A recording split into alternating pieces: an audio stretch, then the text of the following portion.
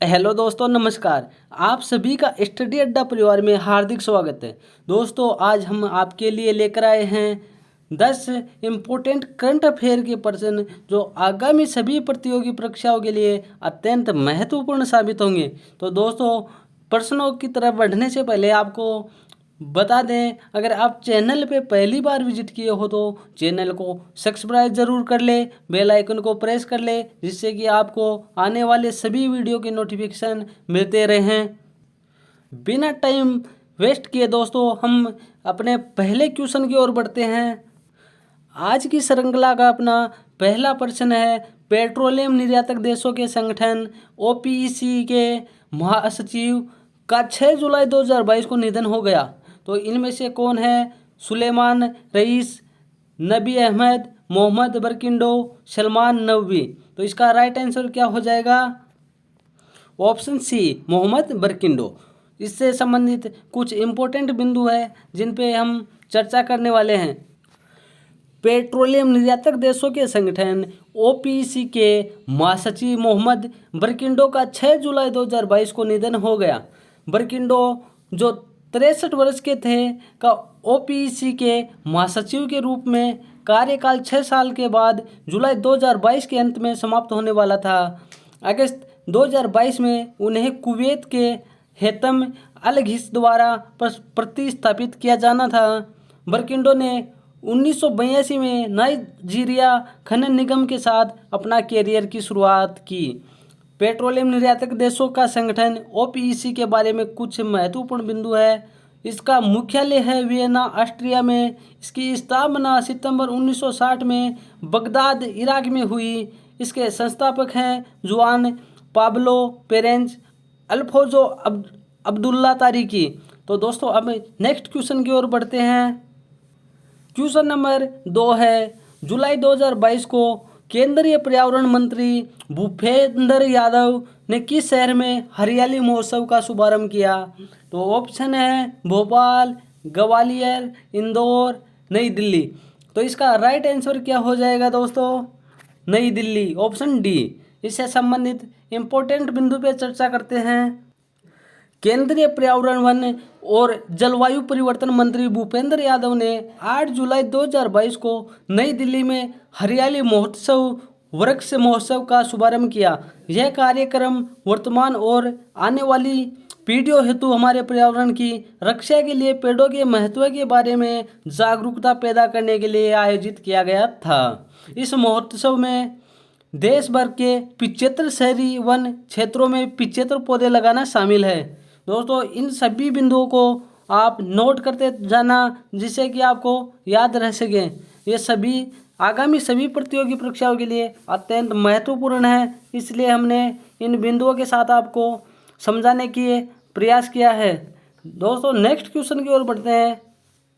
Question number 3 है, भारत की नवीनतम एयरलाइन का नाम क्या है जिसे जुलाई 2022 में विमानन नियामक डीजीसीए से एयर ऑपरेटर सर्टिफिकेट प्राप्त हुआ है? ऑप्शन है Vistara airline, Akasa airline, alliance air, air India express. तो इसका राइट आंसर क्या हो जाएगा? Akasa air, option B. इससे संबंधित कुछ महत्वपूर्ण बिंदु है। देश की नवीनतम एयरलाइन आकाशा एयर ने 7 जुलाई 2022 को नागर विमानन महानिदेशालय से एयर ऑपरेटर सर्टिफिकेट प्राप्त किया। एओसी का अनुदान एयरलाइन के शुभारंभ के लिए अंतिम चरण है। आकाशा एयर जुलाई 2022 के अंत तक वाणिज्यिक परिचालन शुरू कर देगी। इसे अरबपति राकेश झुंझुनवाला का समर्थन प्राप्त है। आकाशा एयरलाइन की स्थापना 2021 में हुई थी। तो दोस्तों, इन सभी को आप याद रखना। नेक्स्ट क्वेश्चन की ओर बढ़ते हैं।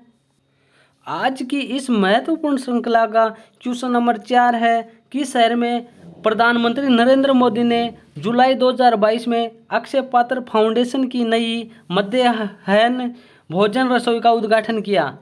ऑप्शन है जयपुर, मोहाली, देहरादून, वाराणसी। तो इसका राइट आंसर क्या हो जाएगा? Varanasi, option number D. इससे संबंधित कुछ इम्पोर्टेंट बिंदु है जिन पे हम चर्चा करने वाले हैं। प्रधानमंत्री नरेंद्र मोदी ने 7 जुलाई 2022 को वाराणसी में अक्षय पात्र फाउंडेशन की नई मध्याह्न भोजन रसोई का उद्घाटन किया। केंद्रीकृत रसोई अक्षय पात्र फाउंडेशन को वाराणसी के 282 स्कूलों में 1 लाख से अधिक बच्चों को खाना खिलाने में सक्षम बनाएगी। यह अक्षय पात्र की देश में 62वीं और उत्तर प्रदेश में 5वीं रसोई है। तो दोस्तों इन सभी को आप अपनी नोटबुक में नोट करते रहना जिसे आपको याद रह सके। क्वेश्चन नंबर 5 है, जुलाई 2022 में निर्माण श्रमिकों के कौशल को उन्नत करने के लिए किस राज्य केंद्र शासित प्रदेश सरकार ने मिशन कुशल कर्मी कार्यक्रम शुरू किया? तो ऑप्शन है गोवा ने, दिल्ली ने, चंडीगढ़ ने, पंजाब ने। तो इसका राइट आंसर क्या हो जाएगा? दिल्ली ने। तो दिल्ली के बारे में कुछ महत्वपूर्ण बिंदुओं पर चर्चा करते हैं।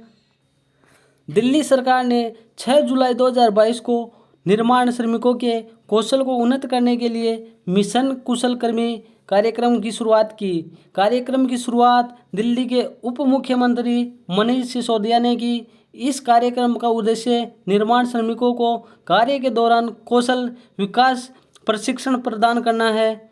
दिल्ली सरकार का लक्ष्य इस कार्यक्रम के तहत 1 वर्ष में 2 लाख श्रमिकों को प्रशिक्षित करना है।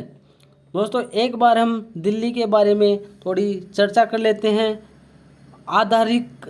आधिकारिक तौर पर दिल्ली राष्ट्रीय राजधानी क्षेत्र NCT भारत का एक शहर और केंद्र शासित प्रदेश है जिसमें नई दिल्ली भारत की राजधानी है। दिल्ली का उपराज्यपाल विनय कुमार सक्सेना है। यहाँ के मुख्यमंत्री अरविंद केजरीवाल है। उप मुख्यमंत्री मनीष सिसोदिया है। यहाँ विधानमंडल एक सदनीय है जिसमें 70 सीटें हैं। संसदीय क्षेत्र राज्यसभा में 3 सीटें हैं, लोकसभा में 7 सीटें हैं। तो दोस्तों इन सभी को आप वेरी इम्पोर्टेंट करके अपनी नोटबुक में नोट करते रहना। नेक्स्ट क्वेश्चन की ओर बढ़ते हैं। क्वेश्चन नंबर 6 है, जुलाई 2022 में यूनेस्को के 2003 सम्मेलन की अंतर सरकारी समिति के लिए कौन सा देश चुना गया है? ऑप्शन है टर्की, मिस्र, इटली, भारत। तो इसका राइट आंसर क्या हो जाएगा? Bharat, D option. इससे संबंधित महत्वपूर्ण बिंदु है, भारत को 4 साल 2022 से 26 के चक्कर के लिए अमूर्त सांस्कृतिक विरासत ICH की सुरक्षा के लिए यूनेस्को के 2003 सम्मेलन की अंतर सरकारी समिति के लिए चुना गया है। इसके लिए 5 से 7 जुलाई 2022 तक पेरिस में यूनेस्को मुख्यालय में चुनाव हुए। इस समिति में सदस्यों की संख्या 24 है। भारत ने सितंबर 2005 में ICH की सुरक्षा के लिए 2003 के सम्मेलन की पुष्टि की। नेक्स्ट क्वेश्चन की तरफ बढ़ते हैं दोस्तों।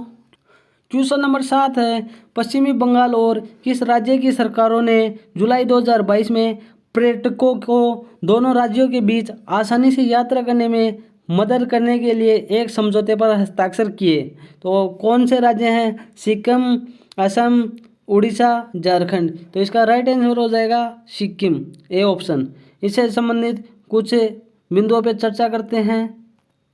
पश्चिमी बंगाल और सिक्किम की सरकारों ने पर्यटकों को 2 राज्यों के बीच आसानी से यात्रा करने में मदद करने के लिए एक समझौते पर हस्ताक्षर किए हैं। यह समझौता पश्चिमी बंगाल में पंजीकृत वाणिज्यिक वाहनों को सिक्किम के विभिन्न गंतव्यों में पर्यटकों को उनके होटलों में छोड़ने की अनुमति देगा। इससे पहले सिक्किम में पश्चिमी बंगाल पंजीकृत वाहनों पर प्रतिबंध था। एक बार दोस्तों सिक्किम के बारे में थोड़ी जानकारी ले लेते हैं। सिक्किम पूर्वोत्तर भारत का एक राज्य है जिसकी सीमा भूटान, तिब्बत और नेपाल से लगती है। हिमालय का हिस्सा इस क्षेत्र में एक नाटकीय परिदृश्य है जिसमें भारत का सबसे ऊंचा पर्वत 8,586 मीटर ऊंचा कंचनजंगा शामिल है। सिक्किम की राजधानी गंगटोक है। यहाँ के राज्यपाल गंगा प्रसाद है। 2012 के अनुसार सिक्किम की जनसंख्या 6.19 लाख है। यहाँ के मुख्यमंत्री हैं प्रेम सिंह तमांग। तो दोस्तों इन सभी बिंदुओं को आप याद रखना आगामी सभी प्रतियोगी परीक्षाओं के लिए ये अत्यंत इम्पोर्टेंट हैं, इसलिए हमने हर बिंदु कवर किया है जिससे कि आपका एग्ज़ाम क्लियर हो सके। नेक्स्ट क्वेश्चन की तरफ बढ़ते हैं। क्वेश्चन नंबर 8 है, खान मंत्रालय जुलाई 2022 में खान और खनिजों पर राष्ट्रीय सम्मेलन का आयोजन करेगा। तो कौन से नंबर का है? तीसरा, चौथा, पांचवा, छठा।